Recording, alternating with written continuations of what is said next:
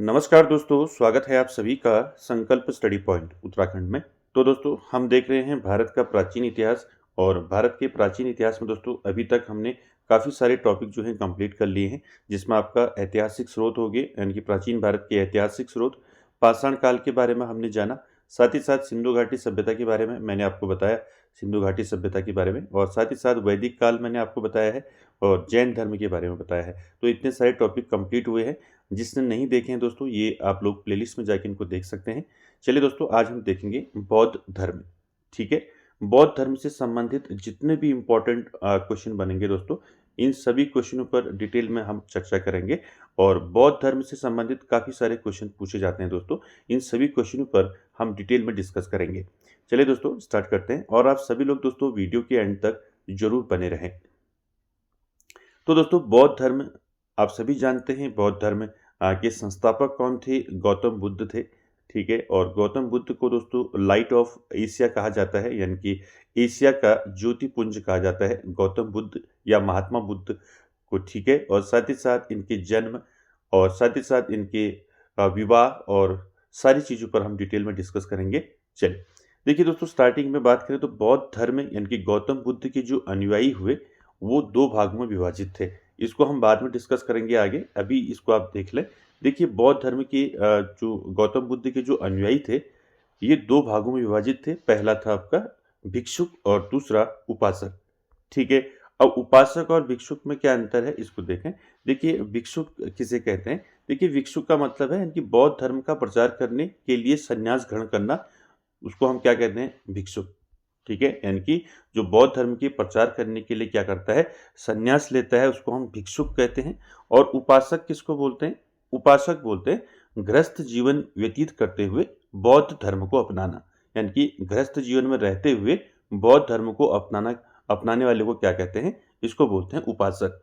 तो याद रखेंगे गौतम बुद्ध या महात्मा बुद्ध के दो यानी कि अनुयायी जो थे दो भागों में विभाजित थे, भिक्षुक और उपासक। ठीक है, इन दो को मैं आगे आपको बताऊंगा डिटेल में। फिर अभी आप इसको ऐसे याद रखें कि गौतम बुद्ध की अनुयायी जो है दो भागों में विभाजित थे, पहला भिक्षुक और दूसरा उपासक। ठीक है, भिक्षुक बौद्ध धर्म का प्रचार करने के लिए जो संन्यास ग्रहण करता था उसको भिक्षुक कहा जाता था, और उपासक गृहस्थ जीवन व्यतीत करते हुए जो बौद्ध धर्म को अपनाता था उसे उपासक कहा जाता था। ठीक है, ये दोनों चीज याद रखेंगे। आगे चलते हैं। देखिए गौतम बुद्ध से संबंधित ये सारे फैक्ट आपको याद रखने हैं।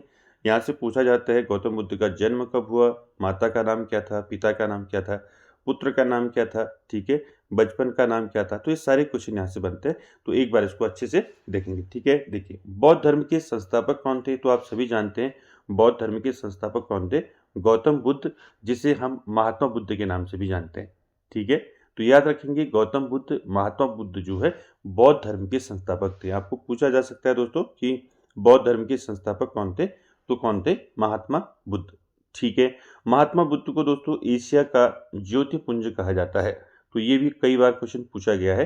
तो गौतम बुद्ध को क्या कहा जाता है? लाइट ऑफ एशिया कहा जाता है। ये क्वेश्चन भी कई बार पूछा है, तो इसको याद रखेंगे।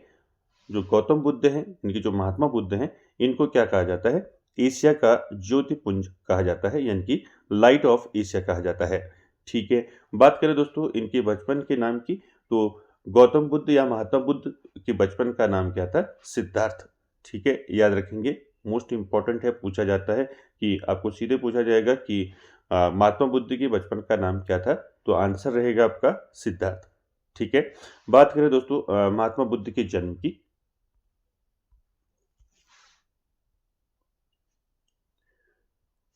तो याद रखेंगे दोस्तों महात्मा बुद्ध का जो जन्म हुआ, जन्म से संबंधित क्वेश्चन पूछे जाते हैं, जन्म कब हुआ और कहाँ हुआ। ठीक है, तो याद रखेंगे गौतम बुद्ध का जन्म जो है या महात्मा बुद्ध का जन्म जो है 563 ईसा पूर्व में कपिलवस्तु के लुम्बिनी नामक स्थान पर हुआ था। अभी वर्तमान में लुम्बिनी जो है आपका नेपाल में स्थित है।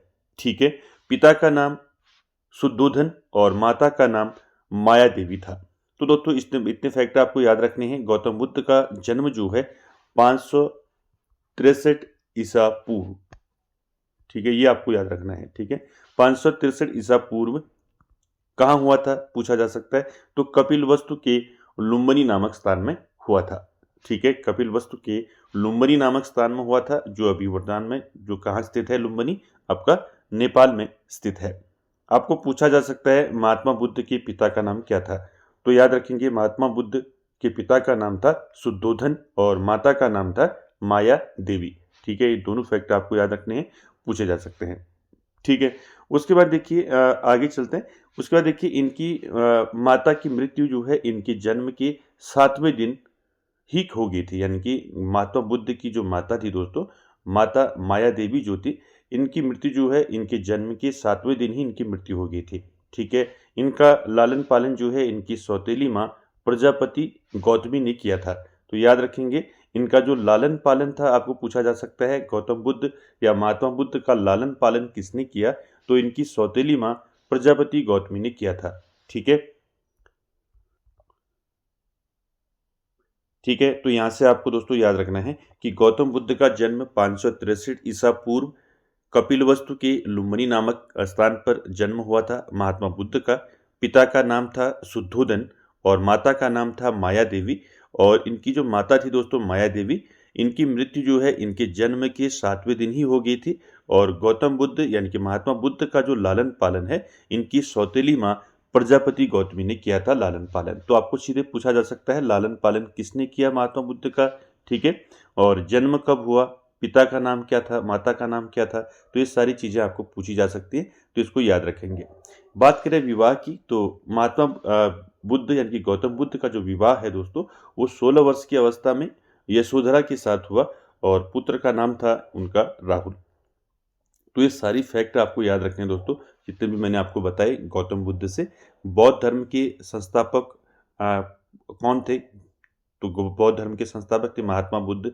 और इन्हीं को दोस्तों लाइट ऑफ एशिया कहा जाता है, यानी कि एशिया का ज्योतिपुंज कहा जाता है। बचपन का नाम सिद्धार्थ। ठीक है, जन्म 563 ईसा पूर्व कपिलवस्तु के लुम्बिनी नामक स्थान में हुआ था। पिता का नाम शुद्धोधन, माता का नाम माया देवी और जो सौतेली माँ थी, सौतेली माँ का नाम प्रजापति गौतमी। ठीक है, ये सारे फैक्ट आपको याद रखने हैं। आगे बात करें दोस्तों, तो बचपन से ही गौतम बुद्ध का मन जो है आध्यात्मिकता की ओर था, इसीलिए इनके पिता ने इनका विवाह जो है 16 वर्ष की अवस्था में यशोधरा के साथ कर दिया गया और इनके पुत्र का नाम था राहुल, जो मैंने ऊपर बताया अभी आपको। तो यहाँ से आपको पूछा जा सकता है दोस्तों कि गौतम बुद्ध का जन्म गौतम बुद्ध का जो विवाह है वो किस उम्र में हुआ था, यानी कि किस एज में हुआ था। तो इसको भी याद रखेंगे कि गौतम बुद्ध का जो विवाह है दोस्तों वो 16 वर्ष की अवस्था में हुआ था और किसके साथ हुआ, यशोधरा के साथ हुआ। ठीक है, और उनके पुत्र का नाम क्या था, राहुल था। ठीक है, ये सारे फैक्ट आपको याद रखने हैं। उसके बाद देखिए अपने साम्राज्य भ्रमण के दौरान जो है इन्होंने व्यक्ति जीवन की 4 अवस्थाओं को देखा, जिनके बाद उनके मन में वैराग्य उत्पन्न हो गया। कौन कौन से व्यक्ति देखे, बूढ़ा व्यक्ति देखा, बीमार व्यक्ति देखा, शव देखा और सन्यासी को देखा। तो दोस्तों यहाँ पर एक कहावत है, आप सभी को मैं बताना चाहता हूँ, इससे आपको जो है क्लियर जो है समझ में आ जाएगा।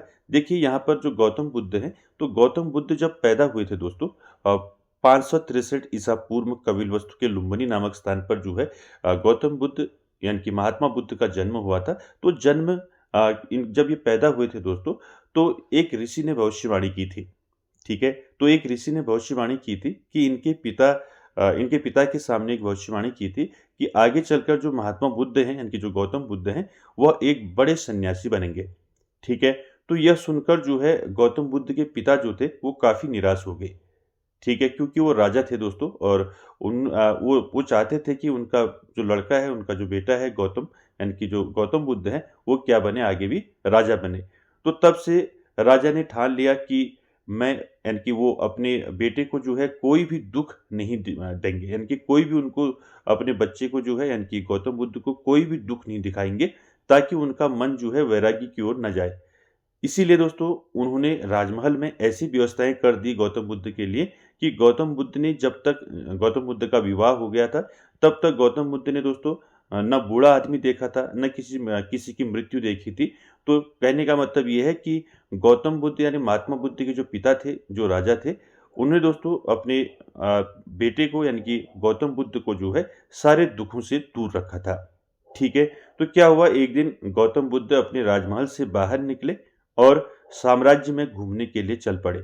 ठीक है, तो भ्रमण के दौरान क्या हुआ, इन्होंने व्यक्ति जीवन की 4 अवस्थाओं को देखा। जो यहाँ पर 4 अवस्थाएँ मैंने आपको यहाँ पर दी हैं। देखिए 4 अवस्थाओं को देखा, बूढ़ा व्यक्ति, बीमार व्यक्ति, शव और सन्यासी। तो ये 4 अवस्थाओं को देखा, जिसके बाद इनके मन में क्या हो गया, वैराग्य उत्पन्न हो गया। कहने का मतलब ये है कि ये जब घूमने के लिए गए और इनके साथ इनके सारथी भी था, ठीक है? तो जब ये पहले व्यक्ति को देखते हैं, यानी कि सबसे पहले इन्होंने जो बूढ़े व्यक्ति को देखा, तो बूढ़े व्यक्ति को देखने के बाद जो है गौतम बुद्ध ने अपने सारथी से पूछा कि ये बूढ़ा क्यों है? ठीक है? इसे क्या हुआ है?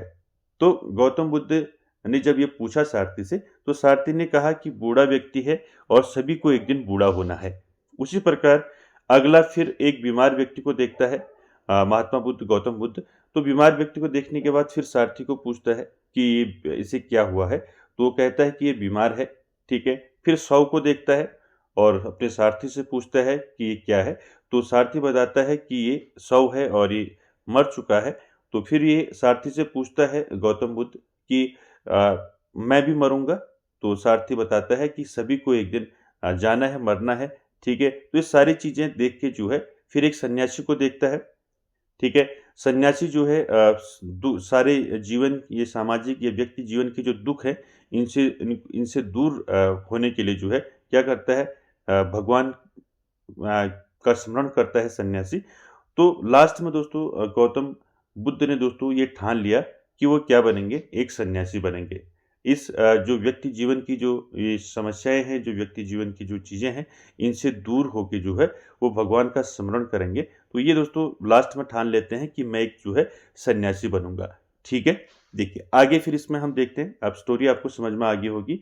कुछ नहीं था, ये था कि गौतम बुद्ध जब पैदा हुए थे तो एक ऋषि ने भविष्यवाणी कर दी थी कि ये आगे चलकर क्या बनेंगे, एक बड़े सन्यासी बनेंगे। तो क्या था, उनके पिता जो थे राजा थे, तो उन्होंने अपने बेटे को जो है, इनकी गौतम बुद्ध को इन सभी सांसारिक दुखों से दूर रखने का प्रयास किया। और जब तक उसकी शादी नहीं हो जाती, इनकी जब तक उसकी शादी नहीं हुई, तब तक दोस्तों उसको जो है इन सब दुखों से दूर रखा। ठीक है? लेकिन क्या हुआ, एक दिन गौतम बुद्ध चले गए अपने साम्राज्य भ्रमण के लिए, तब उन्होंने दोस्तों ये 4 अवस्थाएँ देखी, तो उनके मन में जो है दोस्तों क्या आया, वैराग्य उत्पन्न हो गया। ठीक है?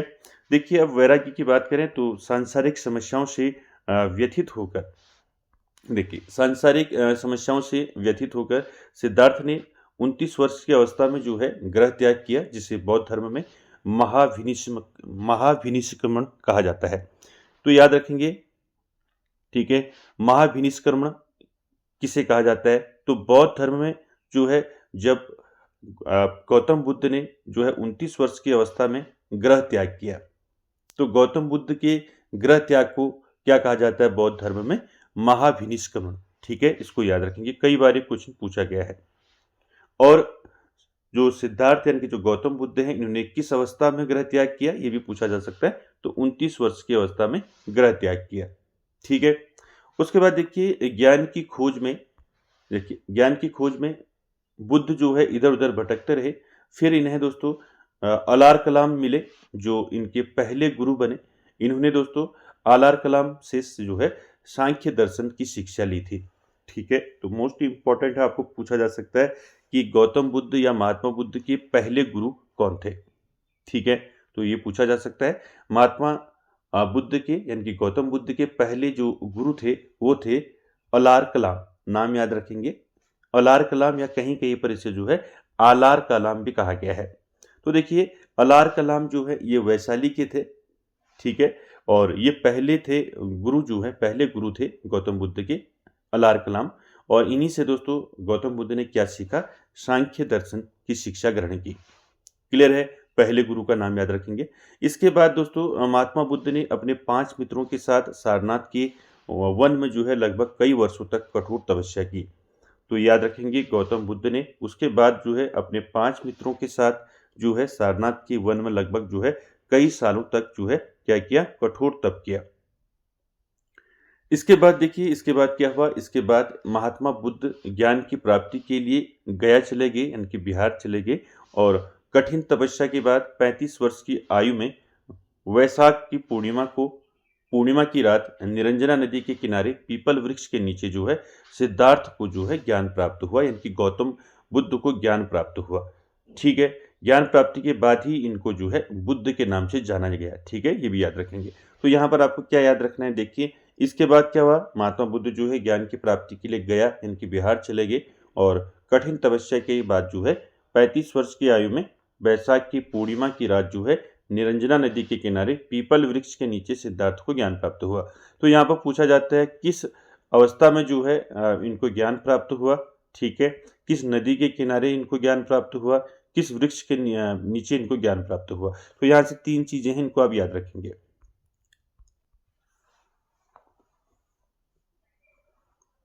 तो यहाँ से याद रखेंगे, गौतम बुद्ध ने जो है दोस्तों 35 वर्ष की आयु में वैशाख की पूर्णिमा की रात जो है किस नदी के किनारे ज्ञान प्राप्त किया, तो याद रखेंगे निरंजना नदी याद रखेंगे। किस वृक्ष के नीचे जो है ज्ञान प्राप्त हुआ, गौतम बुद्ध को पीपल वृक्ष के नीचे ज्ञान प्राप्त हुआ, तो ये भी याद रखेंगे। ठीक है, और किस वर्ष में, यानी कि कौन से वर्ष में, यानी कि 35 वर्ष की आयु में इनको ज्ञान प्राप्त हुआ। ठीक है, तो सारे फैक्ट आपको याद रखने हैं। देखिए ज्ञान प्राप्ति के बाद जो है ये पीपल वृक्ष, निरंजना नदी, ये आप याद रखेंगे, ये पूछे जा सकते हैं आपको। उसके बाद देखिए ज्ञान प्राप्ति के बाद जो है सिद्धार्थ जो है किस नाम से जाने जाने लगे, बुद्ध के नाम से जाने जाने लगे और वह स्थान जो है बोध गया कहलाया। ठीक है, तो याद रखेंगे, ये दोनों फैक्ट याद रखेंगे कि मैंने आपको बताया कि जो ये सांसारिक समस्याओं से व्यथित होकर सिद्धार्थ ने, यानी कि गौतम बुद्ध ने 29 वर्ष की अवस्था में गृह त्याग किया, मैंने आपको बताया। और इस गृह त्याग को जो है बौद्ध धर्म में क्या कहा जाता है, महाभिनिष्क्रमण कहा जाता है। और ज्ञान की खोज में जो है दोस्तों गौतम बुद्ध इधर उधर भटकते रहे और भटकने के बाद दोस्तों गौतम बुद्ध के पहले गुरु बने अलार कलाम। ठीक है, ये याद रखेंगे। उसके बाद दोस्तों महात्मा बुद्ध ज्ञान की प्राप्ति के लिए गया चले गए, यानी कि बिहार चले गए और वहीं दोस्तों इनको कठिन तपस्या के बाद 35 वर्ष की आयु में जो है निरंजना नदी के किनारे पीपल वृक्ष के नीचे जो है ज्ञान प्राप्त हुआ। और ज्ञान प्राप्ति के बाद सिद्धार्थ जो है दोस्तों बुद्ध के नाम से जाने गए और वह स्थान जो है बोध गया कहलाया। ठीक है, अब देखते हैं दोस्तों इनके उपदेश। यहाँ से कई बार क्वेश्चन पूछे गए हैं, तो याद रखेंगे। देखिए बुद्ध ने अपना पहला जो प्रथम जो उपदेश है वो कहाँ दिया, तो पहला उपदेश दिया गौतम बुद्ध ने सारनाथ में पहला उपदेश दिया अपना। ठीक है, जिसे बौद्ध ग्रंथों में धर्म चक्र प्रवर्तन कहा गया है और उन्होंने यह उपदेश जो है पाली भाषा में दिया।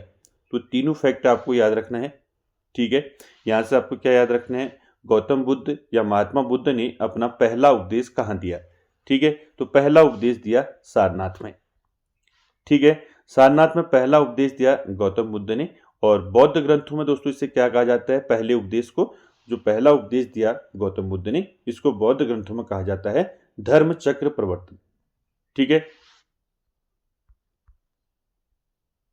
ठीक है, उसको क्या कहा जाता है, धर्म चक्र प्रवर्तन कहा जाता है। तो मैंने पहले बताया था जब गृह त्याग किया गौतम बुद्ध ने तो उसको बौद्ध धर्म में कहा जाता है महाभिनिष्क्रमण। ठीक है, गृह त्याग को। और पहले उपदेश को क्या कहा जाता है बौद्ध ग्रंथों में, धर्म चक्र प्रवर्तन। ये कई बार पूछा गया है। और उन्होंने यह उपदेश दोस्तों किस भाषा में दिया, तो पाली भाषा में दिया। ये भी याद रखेंगे, आपको डायरेक्ट पूछा जा सकता है कि गौतम बुद्ध ने अपना पहला उपदेश किस भाषा में दिया। ठीक है, पाली भाषा में दिया पहला उपदेश। कहाँ दिया, सारनाथ में दिया। और बौद्ध ग्रंथों में से क्या कहा जाता है, धर्म चक्र प्रवर्तन कहा जाता है। ठीक है, ये तीनों फैक्ट आपको याद रखने हैं। उसके बाद देखिए महात्मा बुद्ध ने अपने सर्वाधिक उपदेश जो है ये भी याद रखेंगे। ठीक है, पहला उपदेश तो सारनाथ में दिया, लेकिन महात्मा बुद्ध ने अपने सर्वाधिक जो उपदेश हैं वो कौशल देश की राजधानी श्रावस्ती में दिए। श्रावस्ती याद रखेंगे, दो चीजें याद रखेंगे। पहला, गौतम बुद्ध ने अपना पहला उपदेश कहाँ दिया, सारनाथ में दिया। और सबसे ज्यादा जो है सर्वाधिक उपदेश कहाँ दिए, तो ये दिए श्रावस्ती में। ठीक है, श्रावस्ती याद रखेंगे और सारनाथ। ठीक है, क्लियर है। उसके बाद देखिए दोस्तों महात्मा बुद्ध ने 4 सत्य कहे। ठीक है, अब ये 4 सत्य क्या थे, इनको याद रखेंगे। देखिए महात्मा बुद्ध ने 4 सत्य कहे। 4 सत्य कौन कौन से थे, पहला है संसार दुखों से भरा है। दूसरा, हर दुख का कोई न कोई कारण है। तीसरा, सभी दुखों का सबसे बड़ा कारण क्या है, इच्छा। और चौथा देखिए, इस इच्छा पर नियंत्रण पाया जा सकता है। तो दोस्तों महात्मा बुद्ध यानी कि गौतम बुद्ध ने 4 सत्य कथन कहे थे। ये 4 सत्य कथन क्या थे, इनको आप याद रखेंगे। पहला, संसार दुखों से भरा है। ठीक है, हर दुख का कोई न कोई कारण है। तीसरा, सभी दुखों का सबसे बड़ा कारण क्या है, सबसे बड़ा कारण है इच्छा। ठीक है, और इस इच्छा पर जो है नियंत्रण पाया जा सकता है। ठीक है, ये 4 सत्य कथन कहे थे महात्मा बुद्ध ने, इनको आप याद रखेंगे। उसके बाद देखिए बौद्ध धर्म के त्रिरत्न कौन से हैं, ये भी याद रखेंगे। बौद्ध धर्म के त्रिरत्न है आपका बुद्ध, संघ और धम्म। ठीक है, ये तीनों याद रखेंगे, पूछा जाता है आपको। ये बौद्ध धर्म के त्रिरत्न है, बुद्ध, संघ और धम्म। ठीक है, उसके बाद देखिए महात्मा बुद्ध के प्रथम अनुयायी कौन थे। ठीक है, तो यहाँ पर दोस्तों मैंने आपको पहले ही बताया था। देखिए महात्मा बुद्ध के जो प्रमुख अनुयायी थे वो थे आपके बिंबिसार, प्रसेनजित और उदयन। ठीक है, इनके नाम याद रखेंगे। क्लियर है, आपको सीधे क्वेश्चन पूछा जा सकता है निम्न में कौन महात्मा बुद्ध के अनुयायी थे। ठीक है, ऐसे पूछा जा सकता है, तो याद रखेंगे बिंबिसार, प्रसेनजित और उदयन। ठीक हो गया। अब देखिए मैंने जो आपको स्टार्टिंग में बताया था कि जो बुद्ध के जो अनुयायी थे, यानी कि बुद्ध की मृत्यु के बाद बुद्ध के जो अनुयायी थे दोस्तों, वो 2 भागों में विभाजित थे।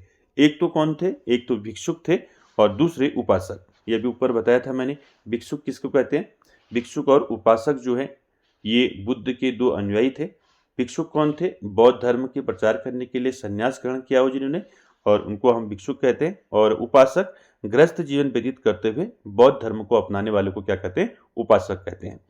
ठीक है, और साथ ही साथ याद रखना है बौद्ध संघ में सम्मिलित होने के लिए न्यूनतम आयु सीमा जो है 15 वर्ष थी। ये भी याद रखेंगे कि बौद्ध संघ में सम्मिलित होने के लिए जो न्यूनतम आयु सीमा थी वो कितनी थी, 15 वर्ष थी। ये भी याद रखेंगे। ठीक है, चलिए अब देखते हैं यहाँ पर आपका महात्मा बुद्ध के जीवन से संबंधित बौद्ध धर्म के प्रतीक। ठीक है, यानी कि महात्मा बुद्ध के जीवन से संबंधित कुछ प्रतीक हैं बौद्ध धर्म में, तो इन ये भी पूछे जाते हैं कई बार। ठीक है, इनको भी याद रखेंगे। देखिए पहले जन्म की बात करें तो जन्म का प्रतीक क्या है, महात्मा बुद्ध का जन्म का प्रतीक है कमल एवं सांड। ठीक है, दूसरा ग्रह त्याग का जो प्रतीक है वो है घोड़ा, याद रखेंगे इसको। ज्ञान का जो प्रतीक है वो है आपका पीपल वृक्ष, जिसको हम बोधि वृक्ष भी कहते हैं। निर्वाण का जो प्रतीक है वो है आपका पद चिन्ह, और मृत्यु का जो प्रतीक है वो है स्तूप। ठीक है, तो याद रखेंगे महात्मा बुद्ध के जीवन से संबंधित बौद्ध धर्म के प्रतीक हैं, इनको आप याद रखेंगे। जन्म का प्रतीक कमल एवं सांड, ग्रह त्याग घोड़ा, ज्ञान पीपल यानी बोधि वृक्ष, निर्वाण पद चिन्ह और मृत्यु स्तूप। ठीक है, इनको याद रखेंगे। चलिए आगे चलते हैं दोस्तों। इनकी मृत्यु की बात करें तो महात्मा बुद्ध यानी कि गौतम बुद्ध जो है 80 वर्ष की अवस्था में 483 ईसा पूर्व कुशीनगर या कुशीनारा उत्तर प्रदेश में बुद्ध का निधन हुआ, जिसे बौद्ध धर्म में क्या कहा जाता है, महापरिनिर्वाण कहा जाता है। ठीक है दोस्तों, ये 3 चीजें मैंने आपको बताई। पहला क्या बताया मैंने, गौतम बुद्ध के ग्रह त्याग को क्या कहते हैं। ठीक है, गौतम बुद्ध ने ग्रह त्याग किया 29 वर्ष की आयु में, तो ग्रह त्याग को बौद्ध धर्म में क्या कहा जाता है, बौद्ध धर्म में गौतम बुद्ध के ग्रह त्याग को क्या कहा जाता है, महाभिनिष्क्रमण। ठीक है, और उसके बाद मैंने बताया प्रथम उपदेश जो सारनाथ में दिया उसे बौद्ध ग्रंथों में क्या कहा जाता है, धर्म चक्र प्रवर्तन कहा जाता है। क्या कहा जाता है, धर्म चक्र प्रवर्तन। और उसी प्रकार यहाँ पर देखिए जब गौतम बुद्ध का निधन हुआ तो जिसे बौद्ध धर्म में क्या कहा जाता है, गौतम बुद्ध के निधन को महापरिनिर्वाण। ठीक है, तो 3 चीजें याद रखेंगे, ये पूछे जाते हैं आपका महाभिनिष्क्रमण और धर्म चक्र प्रवर्तन और आपका महापरिनिर्वाण। ठीक है, ये तीनों चीजें याद रखेंगे। देखिए 80 वर्ष की अवस्था में आपको पूछा जा सकता है गौतम बुद्ध की मृत्यु कब हुई, तो 483 ईसा पूर्व में जो है गौतम बुद्ध की जो है मृत्यु हुई दोस्तों। कहाँ हुई पूछा जा सकता है, कुशीनगर में हुई, जो आपका उत्तर प्रदेश में स्थित है। ठीक है, और साथ ही साथ दोस्तों बौद्ध धर्म में जो है बुद्ध का निधन हुआ, जिसे बौद्ध धर्म में क्या कहा जाता है, महापरिनिर्वाण। इसको याद रखेंगे। ठीक है, निधन के बाद दोस्तों बुद्ध के जो अस्थि अवशेषों को जो है भारत के 8 जगहों में जो है इसको स्थापित कर स्तूपों का निर्माण कराया गया, जिसमें से सबसे बड़ा स्तूप है आपका सांची का स्तूप। ठीक है, तो याद रखेंगे दोस्तों, मैंने आपको सारे इसमें फैक्ट बताए आपके गौतम बुद्ध से संबंधित। तो देखिए 80 वर्ष की अवस्था में 483 ईसा पूर्व में इनका क्या हो गया, इनकी मृत्यु होगी, इनका निधन हो गया। कहाँ हुआ पूछा जा सकता है आपको, कुशीनगर कुशीनारा उत्तर प्रदेश में हुआ। और बुद्ध के निधन को ही दोस्तों बौद्ध धर्म में क्या कहा जाता है, महापरिनिर्वाण कहा जाता है। ठीक है, महापरिनिर्वाण कहा जाता है। और इनकी जब मृत्यु हुई दोस्तों बुद्ध की, तो इनके जो अस्थि अवशेष हैं इनके अवशेषों को, अस्थि अवशेषों को जो है भारत के 8 जगहों पर स्थापित कर स्तूपों का निर्माण कराया गया, जिसमें से सबसे बड़ा स्तूप है आपका सांची का स्तूप। ठीक है, इतनी चीजें याद रखेंगे।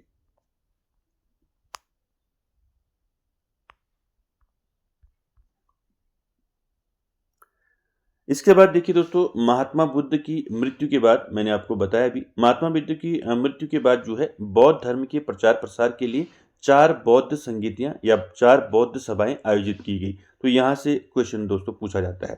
ठीक है, तो याद रखेंगे, महात्मा बुद्ध की मृत्यु के बाद जो है बौद्ध धर्म के प्रचार प्रसार के लिए 4 बौद्ध संगीतियां या 4 बौद्ध सभाएं जो है आयोजित की गई। इन चारों के बारे में दोस्तों आपने अच्छे से देखना है, यहीं से आपके क्वेश्चन कई बार पूछे गए हैं।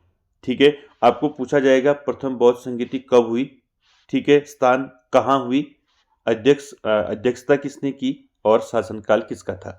ठीक है, इसी प्रकार चारों को आपने देखना है। तो याद रखेंगे, जो 4 बौद्ध संगीतियां हुई यह महात्मा बुद्ध की मृत्यु के बाद हुई। ठीक है, यानी कि बौद्ध धर्म के प्रचार प्रसार के लिए 4 बौद्ध संगीतियां या सभाएं आयोजित की गई, जिसमें पहला जो प्रथम बौद्ध संगीत है, देखिए प्रथम बौद्ध संगीति जो है ये कब हुई, याद रखेंगे 483 ईसा पूर्व। ठीक है, और स्थान ये राजगृह में हुआ। ठीक है, प्रथम बौद्ध संगीति, और अध्यक्षता की महाकश्यप ने, और शासनकाल किसका था, अजात शत्रु का। तो दोस्तों ये यहाँ से क्वेश्चन आपको कोई भी पूछा जा सकता है। आपको पूछा जा सकता है प्रथम बौद्ध संगीति या प्रथम बौद्ध सभा जो है कब हुई, ठीक है, कहाँ हुई। ठीक है, अगर कब हुई पूछा जाता है तो आप करेंगे 483 ईसा पूर्व, कहाँ हुई, राजगृह में हुई, अध्यक्षता किसने की, महाकश्यप ने की, और शासनकाल किसका था, अजात शत्रु का। उसी प्रकार द्वितीय बौद्ध संगीति की बात करें तो द्वितीय जो बौद्ध संगीति है ये कब हुई, 383 ईसा पूर्व। ठीक है, 383 ईसा पूर्व में जो है द्वितीय बौद्ध संगीति हुई। कहाँ हुई, वैशाली में हुई द्वितीय बौद्ध संगीति, और अध्यक्षता किसने की, अध्यक्षता की सबा कामी ने। ठीक है, नाम याद रखेंगे, सबा कामी, और शासनकाल किसका था, काला शोक। ठीक है, उसी प्रकार तृतीय बौद्ध संगीति की बात करें कब हुआ, तो 255 ईसा पूर्व। ठीक है, 255 ईसा पूर्व जो है तीसरी बौद्ध संगीति हुई, और ये कहाँ हुई, पाटलिपुत्र में हुई, और इसकी अध्यक्षता किसने की, मोगलीपुत्र तिस्स ने की। नाम याद रखेंगे, मोगलीपुत्र तिस्स, और इसकी अध्यक्षता किसने की, अशोक ने की, सम्राट अशोक। और चतुर्थ बौद्ध संगीति की बात करें तो चतुर्थ बौद्ध संगीति जो है कब हुई, ईस्वी की प्रथम शताब्दी में हुई, चौथी या चतुर्थ बौद्ध संगीति, और ये कहाँ हुई, कुंडलवन कश्मीर में हुई, और इसकी अध्यक्षता की वसुमित्र के द्वारा इसकी अध्यक्षता की गई, और शासनकाल किसका था, कनिष्क का। ठीक है, तो ये 4 बौद्ध संगीतियां आपको याद रखनी है। ठीक है, इसमें आपको शासनकाल पूछा जा सकता है, अध्यक्षता किसने की पूछा जा सकता है, किस स्थान में जो है ये बौद्ध संगीति हुई ये पूछा जा सकता है, और समय पूछा जा सकता है। तो ये सारी चीजें आपको याद रखनी है, समय, स्थान, अध्यक्षता और शासनकाल।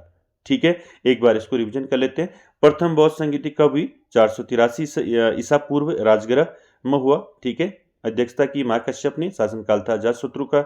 उसी प्रकार द्वितीय बौद्ध संगीति हुई 383 ईसा पूर्व, और स्थान था आपका वैशाली, और अध्यक्षता की सबा कामी ने, और शासनकाल था कालाशोक का।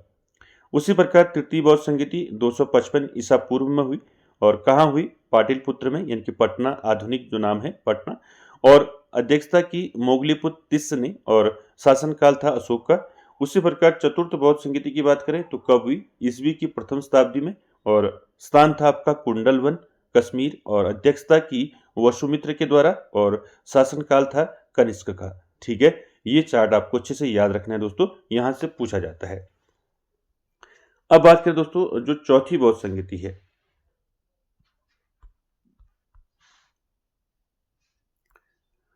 इसके बाद देखिए दोस्तों, आपने 4 बौद्ध संगीतियां देखी, उसके बाद देखिए चौथी जो बौद्ध संगीति हुई। अभी बताया मैंने चौथी बौद्ध संगीति कब हुई, ईस्वी की प्रथम शताब्दी में हुआ। ठीक है, कहाँ हुआ, चतुर्थ बौद्ध संगीति कुंडलवन में हुई। ठीक है, अध्यक्षता किसने की, वसुमित्र ने, और शासनकाल था कनिष्क का। तो देखिए चौथी बौद्ध संगीति के बाद जो है बौद्ध धर्म जो है 2 भागों में बट गया। ठीक है, अब आपको पूछा जा सकता है जो चतुर्थ या चौथी बौद्ध संगीति है कहाँ हुई, तो ये कुंडलवन में, कश्मीर में हुई। इसकी अध्यक्षता की वसुमित्र ने, और शासनकाल था कनिष्क का। तो इसके बाद जो है बौद्ध धर्म 2 भागों में बट गया, हीनयान और महायान। ठीक है, अब देखिए दोस्तों, ये हीनयान और महायान क्या है, इसमें क्या अंतर है, इसको देख लेते हैं। ठीक है, तो आप याद रखेंगे कि आपको पूछा जा सकता है कि बौद्ध धर्म हीनयान और महायान में कब बटा।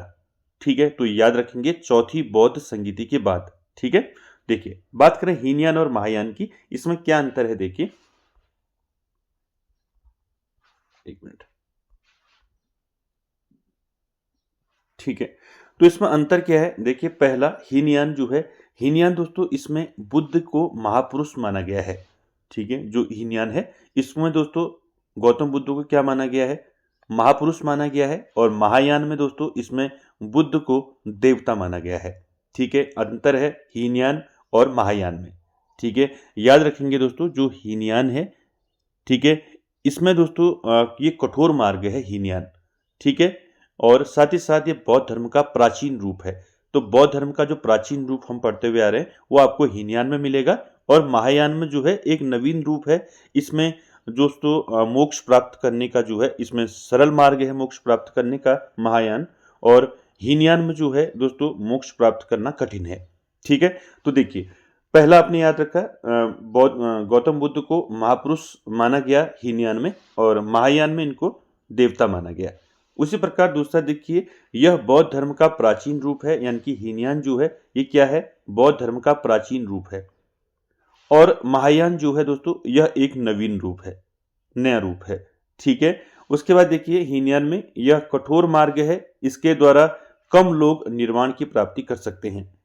ठीक है, निर्वाण यानी कि मोक्ष की प्राप्ति कर सकते हैं, ये कठोर मार्ग है। यानी कि हीनयान जो है क्या है, एक कठोर मार्ग है, इसके द्वारा कम लोग जो है मोक्ष की प्राप्ति कर सकते हैं। दूसरा यहां देखिए, महायान जो है दोस्तों यह सरल मार्ग है, इसके द्वारा अधिक से अधिक लोग क्या कर सकते हैं, निर्वाण की प्राप्ति कर सकते हैं, मोक्ष की प्राप्ति कर सकते हैं। ठीक है, तीन अंतर आपने देखे। चौथा अंतर देखिए, ठीक है, चौथा अंतर क्या है, चौथा अंतर देखिए, चौथा अंतर है यह बुद्ध के प्रतीकों की पूजा करते हैं। यानी कि जो हीनयान है, हीनयान में क्या किया जाता है, बुद्ध के प्रतीकों की पूजा की जाती है। ठीक है, और महायान में जो महायान की जो अनुयायी हैं ये बुद्ध की मूर्ति की पूजा करते हैं। ठीक है, तो याद रखेंगे, मैंने बताया कि बौद्ध धर्म जो है दो भागों में बढ़ गया, एक हीनयान वाले हो गए और एक महायान वाले। तो यहाँ पर अलग अलग अनुयायी हुए, और जो हीनयान वाला हुआ ये आपका प्राचीन रूप है बौद्ध धर्म का। तो इसमें हर चीज़ें आपका जो है मोक्ष प्राप्त करने का कठोर मार्ग है इसमें। ठीक है, और साथ ही साथ दोस्तों प्रतीकों की पूजा इसमें की गई, पाली भाषा की, इसमें पाली भाषा का प्रयोग किया गया। ठीक है, तो ये सारी चीज़ें किसमें की गई, हीनयान में। लेकिन महायान क्या था, ये एक नवीन रूप था, इसमें सरल मार्ग था मोक्ष प्राप्त करने का। ठीक है, ये लोग बुद्ध की मूर्ति की पूजा करते थे, और इन लोगों ने जो है संस्कृत भाषा में अपने ग्रंथ लिखे।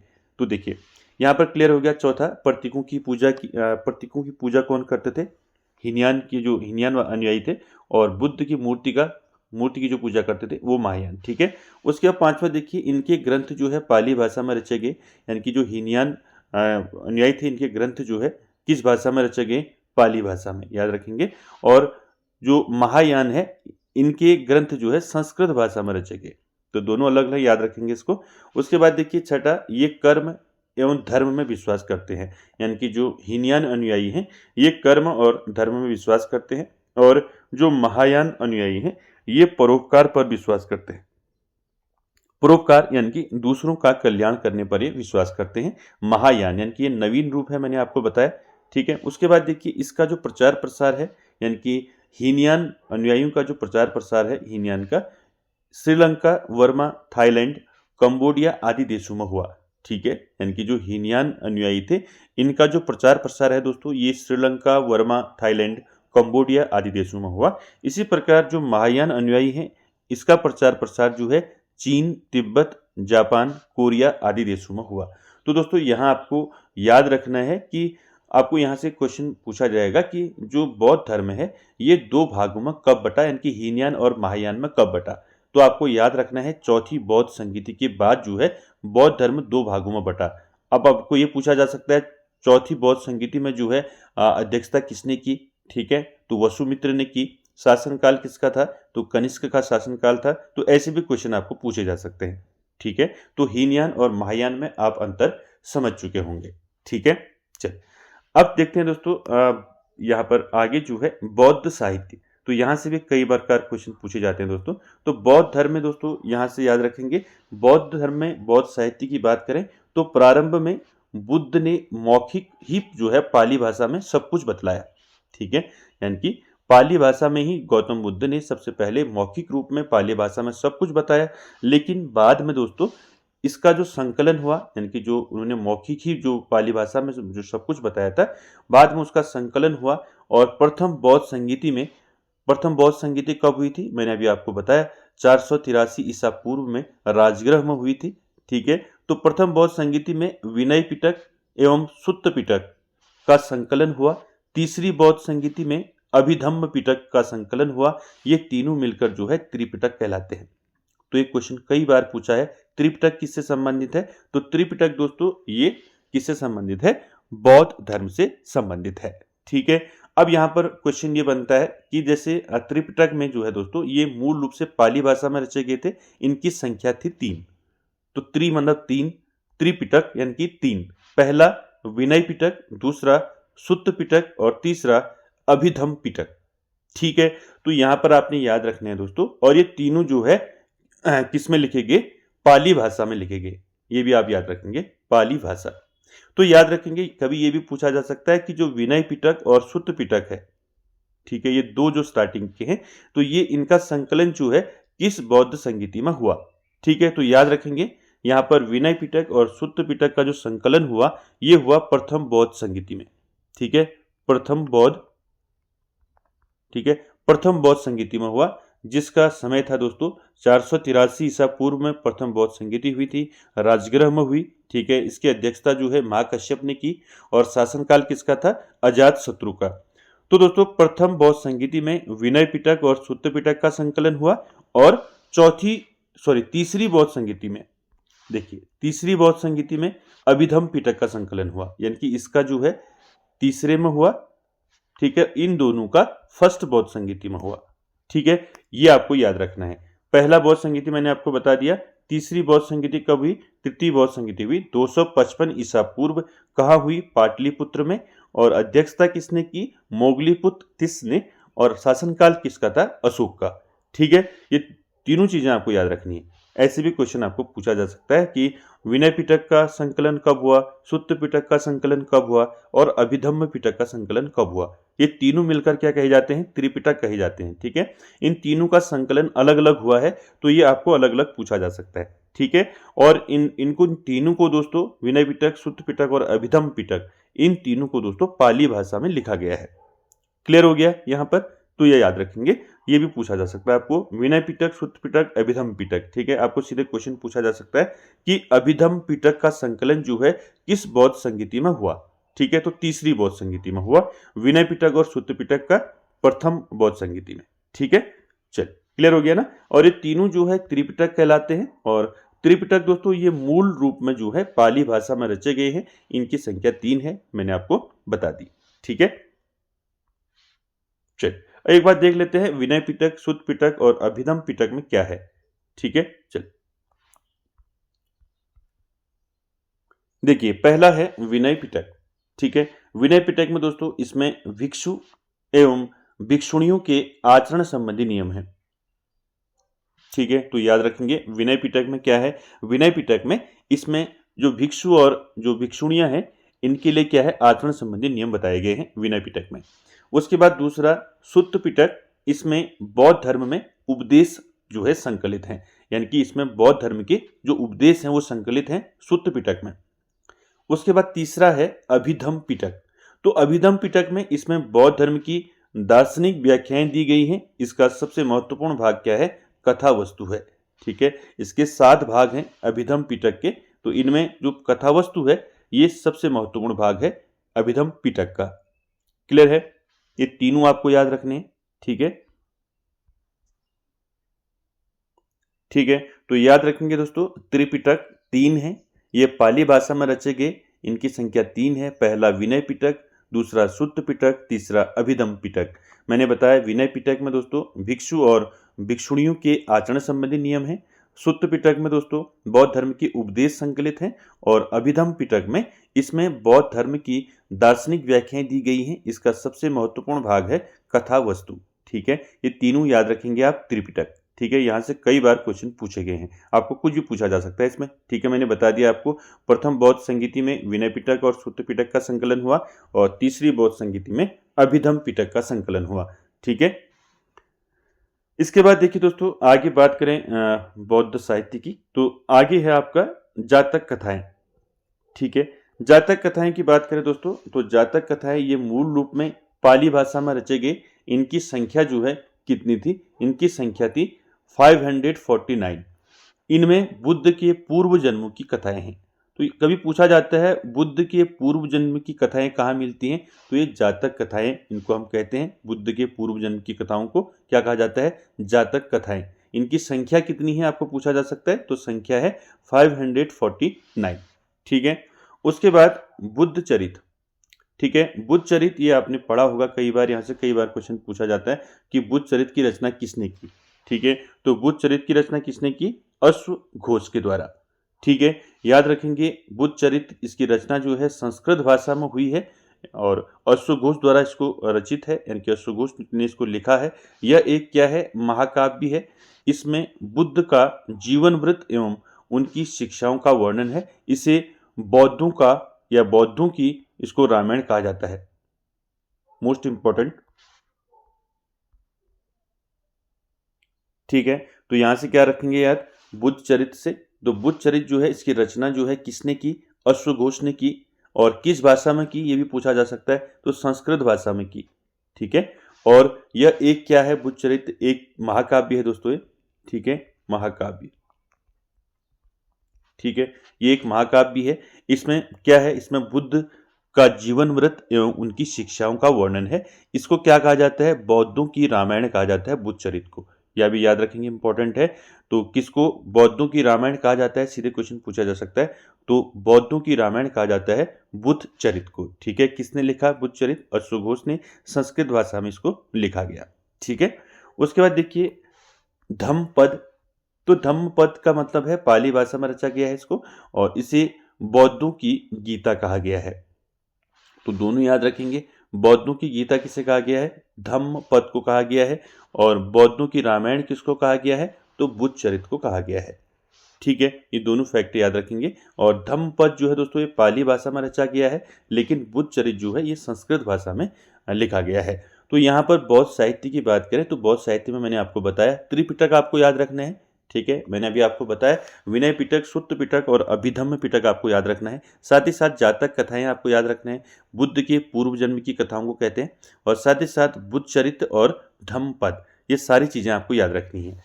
ठीक है, तो दोस्तों बौद्ध धर्म के बारे में जितने भी इंपॉर्टेंट फैक्ट बनते हैं वो सब मैंने दोस्तों आपको डिस्कस करी। और आई होप दोस्तों आप सभी को समझ में आया होगा बौद्ध धर्म। ठीक है, और वीडियो कैसी लगी दोस्तों कमेंट बॉक्स में ज़रूर कमेंट करें, और वीडियो को एंड तक देखने के लिए थैंक यू वेरी मच।